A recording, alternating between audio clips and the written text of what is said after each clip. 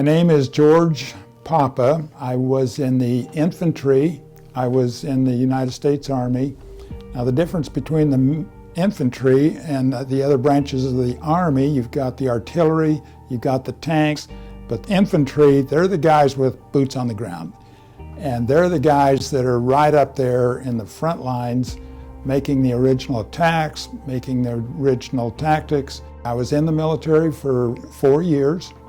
I did serve a full tour of duty in Vietnam. I was up in I Corps, which is the northern part of South Vietnam, right by the DMZ. The title of my book is The Vietnam Jungle Speaks. And then at the end I put a conclusive view.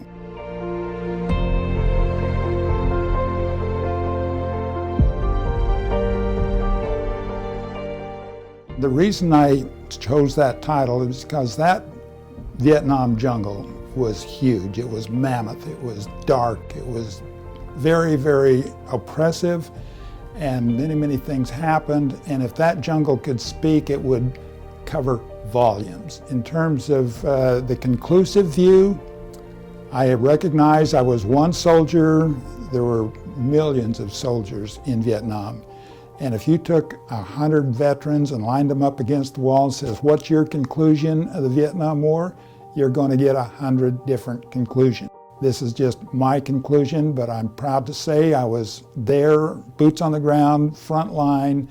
If I didn't see it, I didn't put it in the book. You're getting a bird's eye view, a window of history of what happened during that period of time when I was in Vietnam. And my rank, I was a first lieutenant. You're over all the sergeants, you're in charge of a platoon, and that's where the rubber meets the road. And because you get all the orders from the brass up above, and you're the one that puts it into effect when it gets on the ground. So that was my position. I was in charge of 3rd Platoon, Alpha Company, 1st of the 46th Infantry of the 196th Light Infantry Brigade, which is part of the Americal Division, and that's where I served.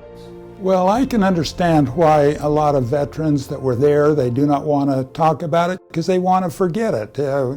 War is hell, and all kinds of tragedies happened. People are getting killed, people are dying, you're getting injured, and it's not pretty.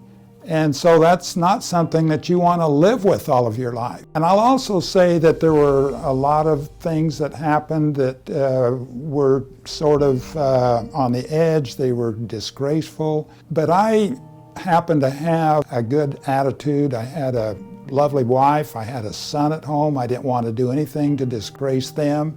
So I made special care to not fall into all of the moral traps. I'm happy to have people know what it was like.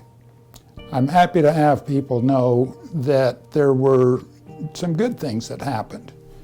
And you get to know yourself.